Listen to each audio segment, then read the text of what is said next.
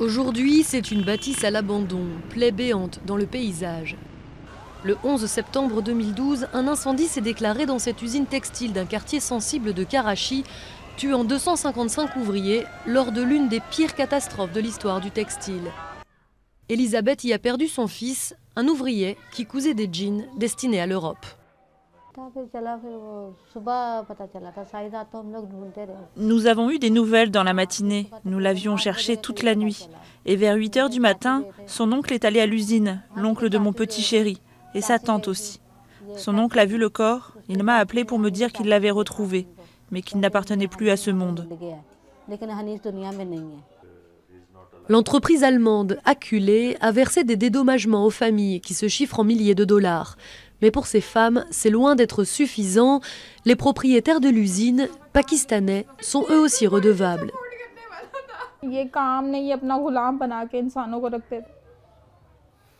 Ils traitaient les êtres humains comme des esclaves.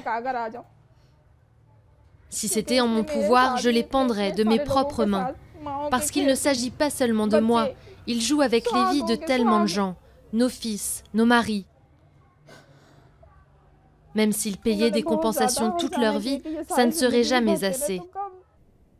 Car tout le problème est là. Plus de 2 ans après le drame, personne n'a été condamné. Ni les propriétaires de l'usine puissants, ni la société qui a délivré le certificat d'aptitude sans jamais y mettre les pieds. Dans les usines textiles de Karachi, cependant, quelque chose a changé.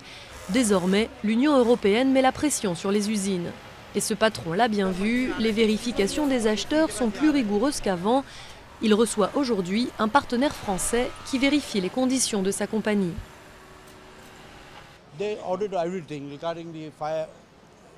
Ils vérifient tout, les extincteurs, ils contrôlent les mesures de sécurité que nous mettons en place, le salaire que nous versons à nos ouvriers, tous ces critères sociaux.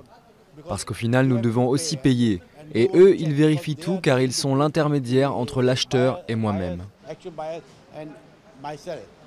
Mais les marques européennes ne sont pas pour autant prêtes à payer leurs vêtements plus chers. La sécurité des ouvriers ne peut être garantie à 100%, d'autant que la législation autour des certificats demeure très floue. Selon l'avocat des familles de victimes, les patrons de l'usine brûlée devraient être jugés pour homicide pour faire avancer la situation. C'est tout le problème. L'État est compromis, la société civile s'en fiche et le lobby des hommes d'affaires est très mobilisé. Parce qu'ils le savent bien les patrons, que si nous parvenons à les attaquer pour meurtre, alors ils sont tous en danger si quelque chose arrive à leur usine. Car pour le moment, seule la loi du travail s'applique. Pour les propriétaires de l'usine, une infraction à la loi du travail n'entraîne qu'une amende d'à peine 4 €.